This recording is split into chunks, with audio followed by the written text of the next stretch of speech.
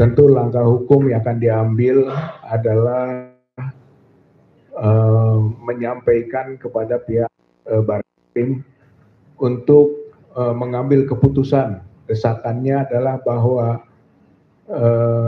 terdapat unsur pidana pada proses penyelidikan di Barreskrim ya, dengan terlapor Joko Widodo, pasal 263, 264, 266 KUHP. Jadi yakin dan akan menyampaikan bahwa penyelidikan yang lalu itu terdapat unsur pidana. Karenanya harus ditingkatkan ke proses lanjutan, ke penyidikan sampai ke proses peradilan, di mana Joko Widodo tentu sebagai pesakitannya atau terdakwanya. Yang kedua adalah tentu saja berkaitan dengan respon terhadap peningkatan penyelidikan ke penyidikan tadi yang di Polda Metro, karena terlibat juga pihak-pihak adalah kami juga begitu, itu tidak memenuhi karena satu yang berkaitan dengan pencemaran, fitnah atau yang diadukan dari keaduan oleh Joko Widodo itu tadi harus berbasis dulu pada keputusan tentang asli atau palsunya dokumen.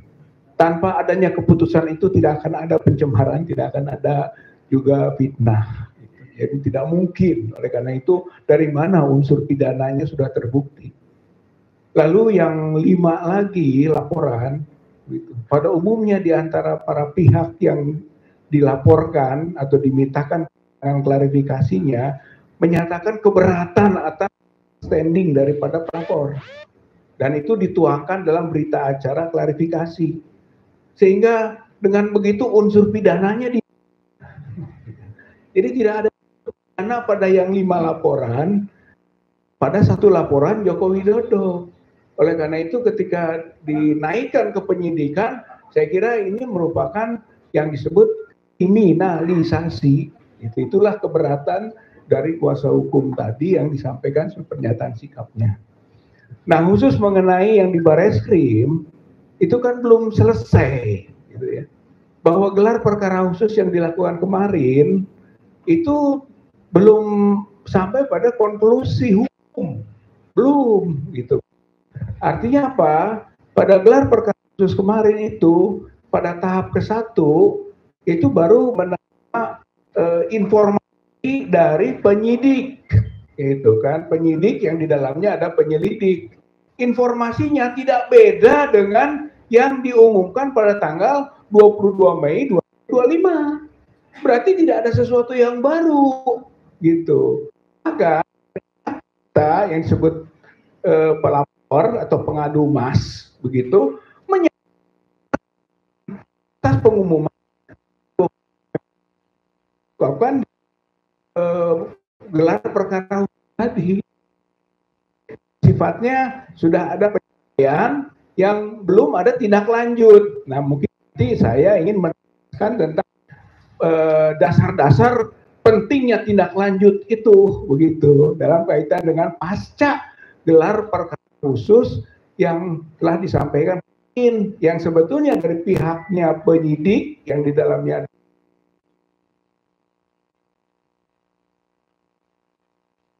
Mei 2025. Saya kira itu poinnya. Nah, bagaimana langkah kita akan kita lakukan? Saya kira nanti siang itu kan pas pertemuan hari ini kami akan khususnya dan tim kuasa hukum akan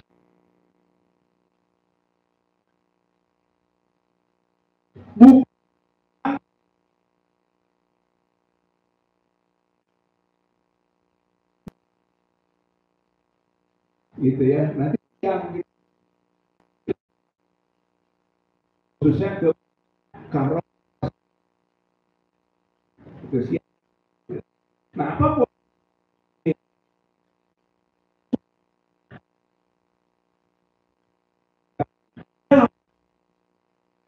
penyidikan dan lanjutannya itu yang kita mohonkan. Alasannya begini. Pertama, bahwa paparan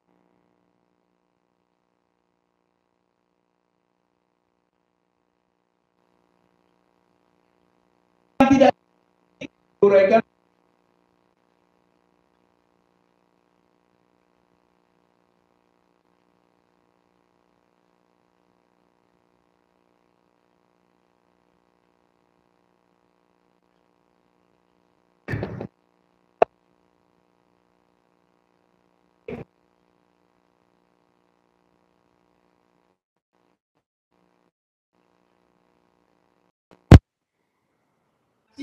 dari pembanding tidak dijelaskan dalam gelar perkara khusus. Kami menyampaikan sesuai dengan uraian Dr. Roy Suryo khususnya mengenai 3 ijazah itu, yaitu Pronojiwo 115, Hari Mulyono 116, Sri Murti Ningsih 116.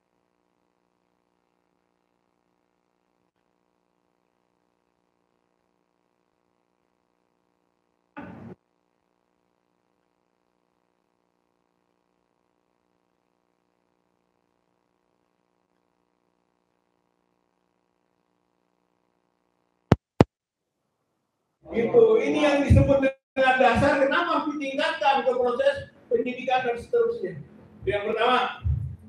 Yang kedua, perbedaan nama, tanda tangan, pembimbing utama, ya, Profesor Dr. Isir Ahmad Sumitro pada lembar pengesahan skripsi Mujodo dengan nama tanda tangan disampaikan putrinya Aida Glenuri Alus Fakultas Kehutanan UGM sebagaimana ditayangkan, itu ditayangkan juga oleh kita, begitu. Ditayangkan saat gelar perkara khusus dapat pula menjadi dasar adanya unsur pidana pada dugaan ijazah palsu Joko Widodo pada Dumas Teguruan. Berarti poin pentingnya unsur pidana ada. Begitu, ini poin penting. Nah, yang ketiga, adanya temuan mengenai indikasi tim pembuat atau keterlibatan orang tertentu dalam pembuatan ijazah palsu Joko Widodo di Pasar Pramuka Pojok.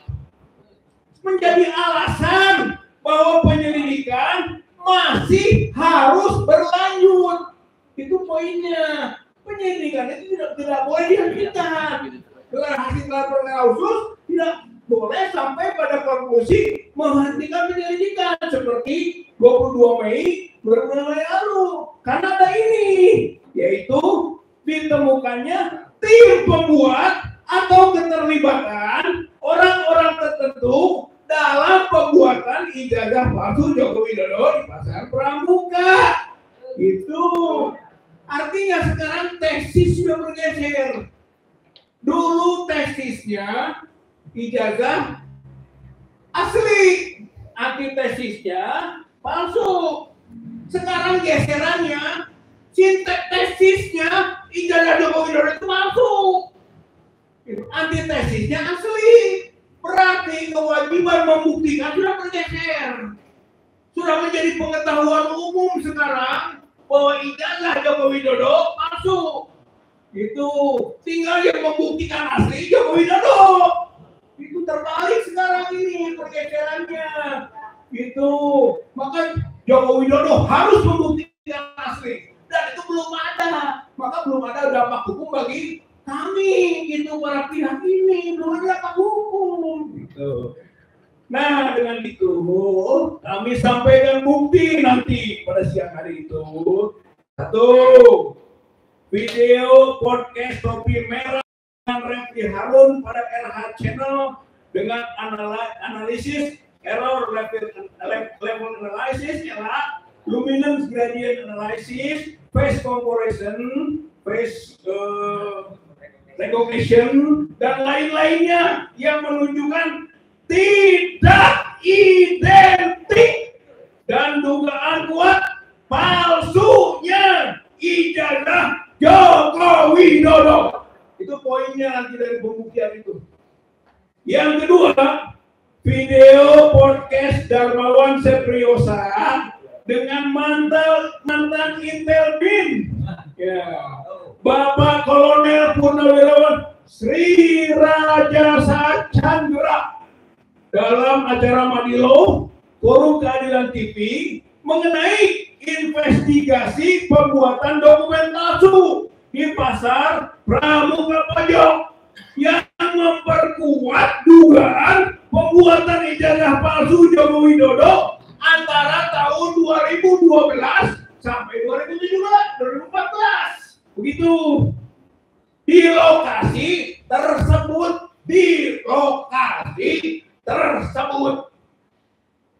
Yang ketiga, tayangan dari KMC Opposite Channel mengenai keterlibatan tim inti pembuat ijazah palsu Joko Widodo, yakni David Agus Yunanto, Anggir Nugroho, Muhammad Isnaini, Widodo, Eko Sulistyo, Sigit Widiaman, dan Pak Iman Raharjo.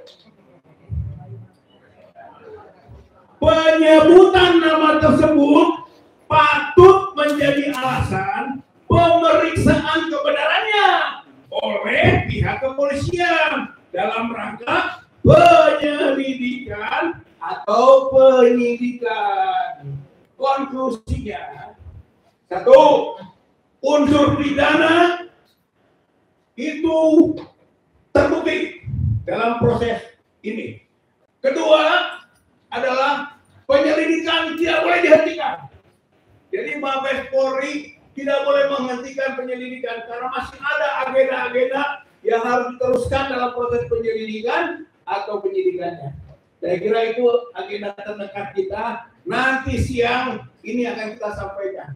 Bahkan kalau perlu kita komunikasikan lebih dalam kepada pihak Karo Wasidik Bareskrim Mabes Polri. Saya kira ini yang bisa disampaikan mengenai agenda terdekat. Terima kasih. Wassalamualaikum warahmatullahi wabarakatuh.